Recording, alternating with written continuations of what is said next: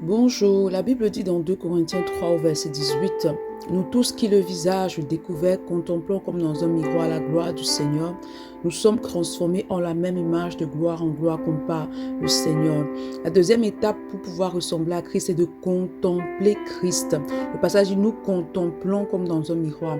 Contempler, c'est quoi? Contempler, en fait, c'est regarder quelqu'un longuement, c'est regarder quelqu'un ou quelque chose longuement, avec beaucoup d'attention, en s'absorbant dans cette observation. C'est-à-dire que tu es absorbé lorsque tu regardes une personne, donc tu es focalisé sur la personne, tu passes du temps à regarder la personne. Lorsqu'on dit que tu contemples Christ, ça veut dire que tu passes du temps dans sa présence, tu l'observes, tu l'écoutes, tu le regardes, tu le désires en fait. L'importance de la contemplation, en fait, la contemplation va au-delà de l'adoration. C'est la dimension où tu te perds complètement dans la présence de Dieu et tu es connecté totalement à Christ. Et lorsque tu contemples le Seigneur, lorsque tu passes du temps dans la présence de Dieu, lorsque tu passes du temps dans la louange, l'adoration, tu le regardes, tu ne désires que lui, alors il va déteindre sur toi, comme ce fut le cas pour Moïse. Il va déteindre sur toi et plus il va déteindre sur toi, plus tu vas grandir dans ta ressemblance de Christ dès lors que tu es soumis à lui. Maintenant, pour pouvoir contempler Dieu, passer du temps longuement dans sa présence, tu ne peux pas le faire par toi-même. Tu as besoin du Saint-Esprit.